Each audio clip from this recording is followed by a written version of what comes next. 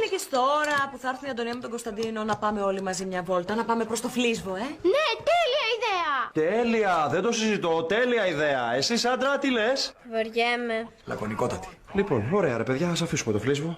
Μήπως να πηγαίναμε, λέω εγώ τώρα, ένα Λούνα Πάρκ.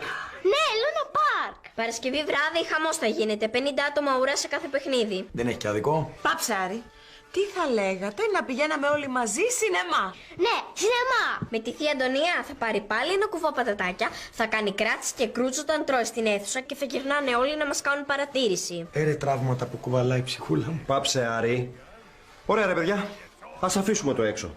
Τι θα λέγατε να παίζαμε όλοι μαζί εδώ πέρα ένα επιτραπέζιο? Ναι, επιτραπέζιο. Ο θείος Κωνσταντίνος τα ξέρει όλα και νικάει συνέχεια. Ωραία, εσύ τι θα πρότεινες να κάνουμε, Σάντρα μου? Τίποτα. Να κάτσουμε εδώ σπίτι ήσυχα και ωραία. Επειδή δηλαδή εσύ δεν έχεις όρεξη, εμείς δεν θα πάμε. Εγώ θέλω και Λούνα Πάρκ και σινεμά και επιτραπέζιο. Εσύ θες μια σφαλιάρα. Ναι, για τόλμα και ξέρεις τι θα γίνει μετά. Χαρά, σταμάτα. Μη μου ξαναμιλήσεις για μια εβδομάδα. Πάρα πολύ ωραίο το σχέδιό σας. Έβγαινε.